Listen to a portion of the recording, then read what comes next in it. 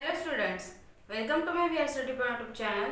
Today we are going to learn subject SST of class 6 and this is a part of civics and lesson number 5 local self government and rural administration.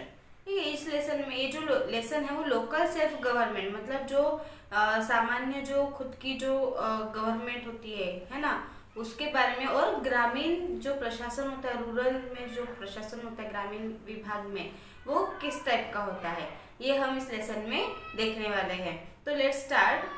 The local self-government is of great importance to the local people as they can identify and solve their problems more easily and in this way acquire training in governance।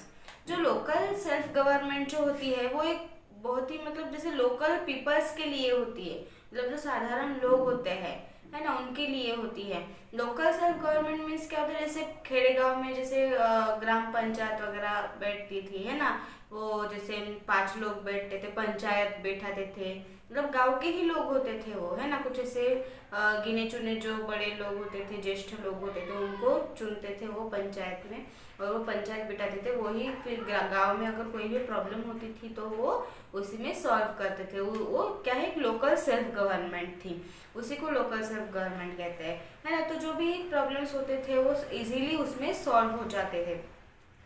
The first Prime Minister of India, Pandit Jawaharlal Nehru, received his initial training and experience of administration as the elected president of the Allahabad Municipal Corporation during British rule। जब भारत के जो पहले जो पंतप्रधान जो थे पंडित जवाहरलाल नेहरू, उन्होंने ये जो मतलब सारी जो ट्रेनिंग वगैरह उन्होंने वहाँ से ली थी और जो एडमिनिस्ट्रेशन जो हुआ था, जो इलाहाबाद म्यूनिसिपल कॉरपोरेशन के जो इलेक्टेड प्रेसिडेंट थे जो ब्रिटिश रूल में, उनके तरफ से उन्होंने सारी ट्रेनिंग उन्होंने हासिल की थी। This form of government lies at the base of the administrative level and functions at the grassroots level. It is formed to look into local problems and provide basic amenities to the peoples of a village, town or city। ये जो government के जो प्रकार है, जो form है, ये administrative level पे बेस है। ठीक है, जो संसद के जो लेवल्स होते हैं, उसके जो फंक्शंस होते हैं, उस सारी चीज़ों के वो क्या है, रूट्स हैं। ठीक है, और जो भी लोकल प्रॉब्लम्स होती है जैसे उसी के ऊपर वो डिपेंड होती है। जैसे कोई लोगों के प्रॉब्लम्स होते हैं गांव में, खेड़े गांव में या शहरों में या फिर सिटीज़ में है ना, तो इन सारी चीज़ों पे जो भी प्रॉब्लम होते हैं उसी के बेस पे ये लोकल प्रॉब्लम्स जो है वो सॉल्व करती है local self government. The local problem of villages with respect to roads, schools, sanitations and health care can be most effectively resolved only by the local people। जो साधारण लोगों के जो लोकल प्रॉब्लम्स होते हैं कोई गांव में है ना, जैसे रोड्स के मरम्मत हो गई है ना, अगर रास्ते खराब है उसको अच्छे से सुधारा, या फिर स्कूल के कुछ प्रॉब्लम हो गए, या फिर सैनिटेशन या फिर हेल्थ केयर, इन सारी चीज़ों के अगर कुछ प्रॉब्लम हो गई, जो भी प्रॉब्लम्स होते हैं उसको ये लोकल सेल्फ गवर्नमेंट सॉल्व करती है।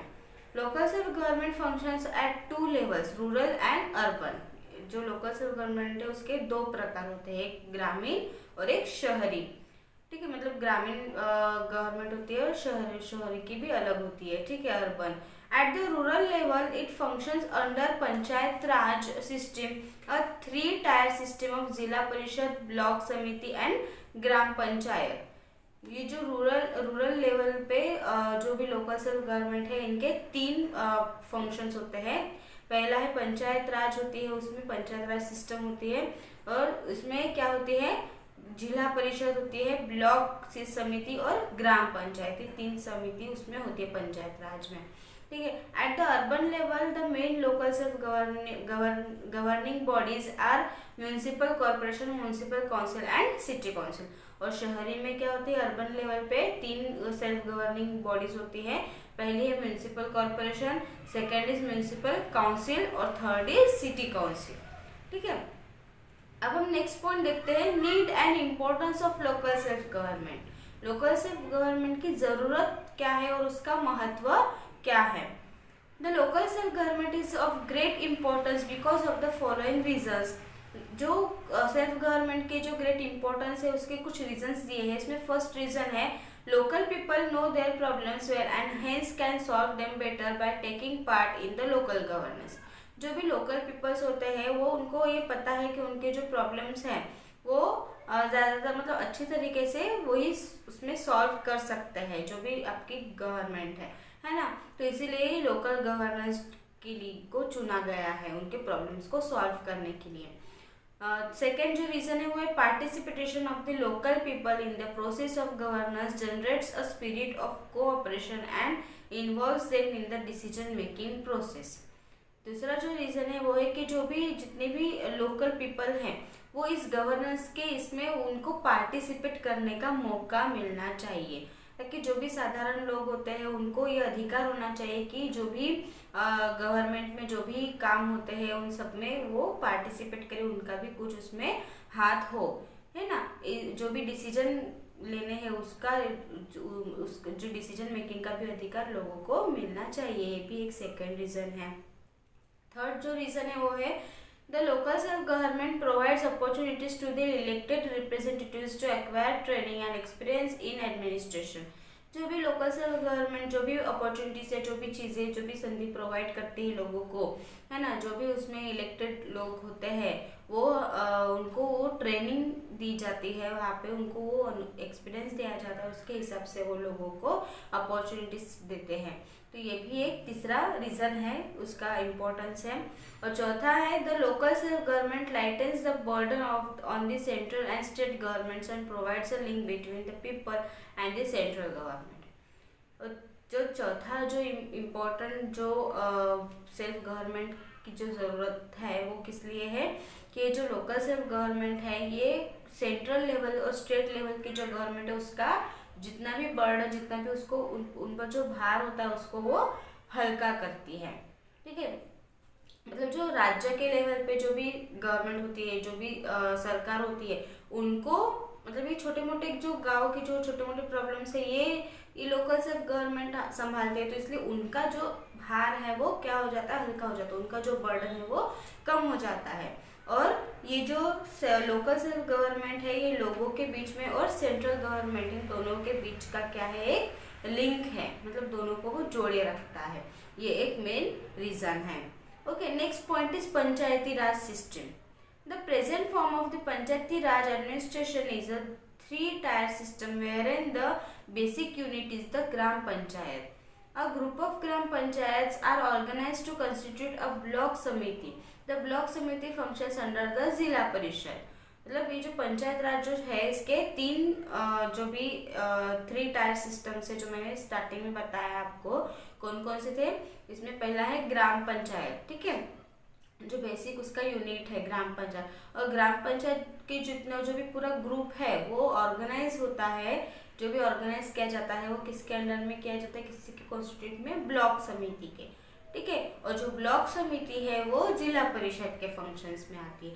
ऐसे ये 3-tier सिस्टम के ये पंचायती राज है, ठीक है। Thus, local self-governing bodies in rural areas work at 3 levels. इसीलिए इसके 3 layers है, इसलिए ये 3 levels पे वर्क करती है। First is at the lowest level is the gram panchayat. जो सबसे लोएस्ट लेवल में मतलब सबसे खेड़े गांव में जो वर्क करते हैं वो क्या है, ग्राम पंचायत है, ठीक है, जो खेड़े गांव में होती है। और तीसरी जो लेवल है, मिडल लेवल है, वो है ब्लॉक समिति। वो पंचायत समिति और ब्लॉक समिति जिसे कहते हैं वो 100 विलेजेस में काम करते हैं, मतलब 100 विलेजेस का काम वो एक समिति देखती है, ब्लॉक समिति, ठीक है। और जो हाईएस्ट लेवल मतलब डिस्ट्रिक्ट लेवल पे जो वर्क करते हैं वो है जिला परिषद, ठीक है, जो मतलब डिस्ट्रिक्ट में काम करते हैं, वो पूरे डिस्ट्रिक्ट के लेवल में, मतलब पूरे एक जो डिस्ट्रिक्ट होता है, एक पूरा जिला वो उसके अंडर में होता है, उसके उस जिले के सारे काम जो है वो जिला परिषद देखती है। ऐसे 3 लेवल पे वो काम करती है। The 3 institutions together look after the needs and solve the problem of the rural areas. The people of India have had long-standing faith in this system.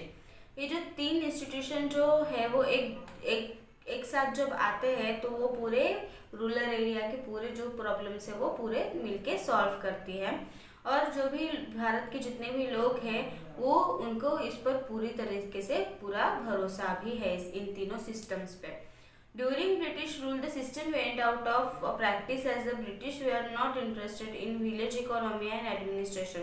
जब ब्रिटिश रूल चालू था तो जब अंग्रेज लोग अपने इंडिया पे थे तो उस सिस्टम उनके सिस्टम में वो ब्रिटिश लोग जो थे वो विलेज के गांव में खेड़े गांव के इकोनॉमी में कोई भी इंटरेस्ट नहीं लेते थे, उन पे कोई भी ध्यान नहीं दिया करते थे।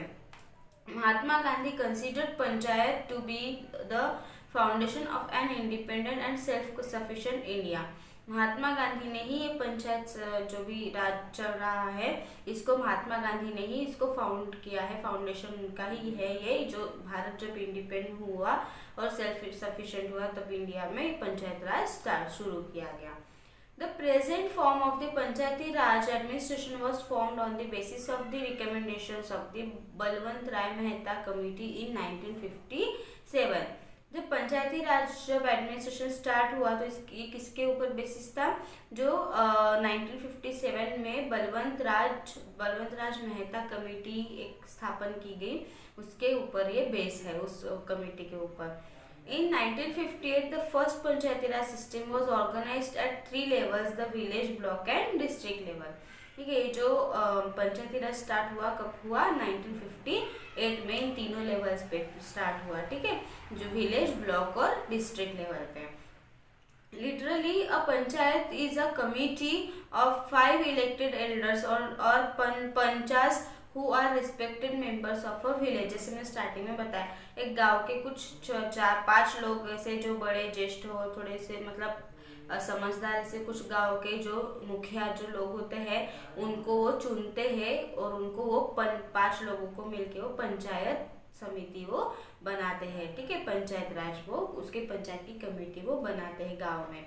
In ancient India, a village used to have a council of 5 elected elders who looked after the affairs of the village and the villagers।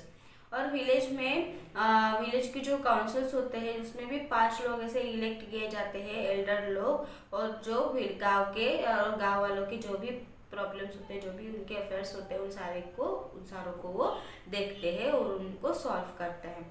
This panchayat acted impartially oiling solving disputes. ये जो पंचायत होते हैं वो उस पर मतलब जो भी प्रॉब्लम्स होते हैं उस पर एक्ट करते हैं और उसको सॉल्व भी करते हैं। The panchayati raj institutions have been accorded a constitutional status by an act of the parliament passed in 1992 which provides for the establishment of panchayats in all states except in some specified areas।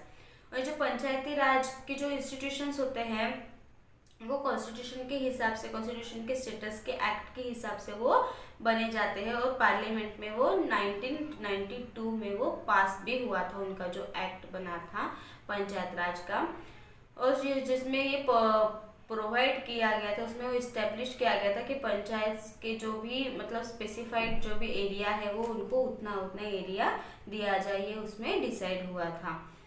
Panchayat imparts to the villagers their first lesson in democracy। जो लोकशाही में सबसे पहला जो part था वो था पंचायत, मतलब उसकी वजह से ही लोगों को, उसी में से लोकशाही भी, डेमोक्रेसी भी बाहर आई थी और उसी में से लोगों को समझ में आया कि डेमोक्रेसी क्या होती है। It creates a sense of community development, initiative, self-reliance and participation among the villagers। The panchayat through the cooperation of the local people can prepare better schemes and consequently reduce the burden of the state government। और ये जो पंचायत राज है वो self reliance हो गया, मतलब खुद वो डिसीजन लेती थी, खुद सारी चीज़ें करती थी, है ना। और जो भी लोकल पीपल होते थे उनको उनके मतलब उनके लिए अच्छे स्कीम्स निकालना, कुछ उनके भले के लिए कुछ भी डिसीजंस लेना, है ना। और स्टेट गवर्नमेंट का जो भी बर्डन है वो सारा कम करना, यही इसकी वजह से ही पंचायत समिति की वजह से ही वो काम हो पाया।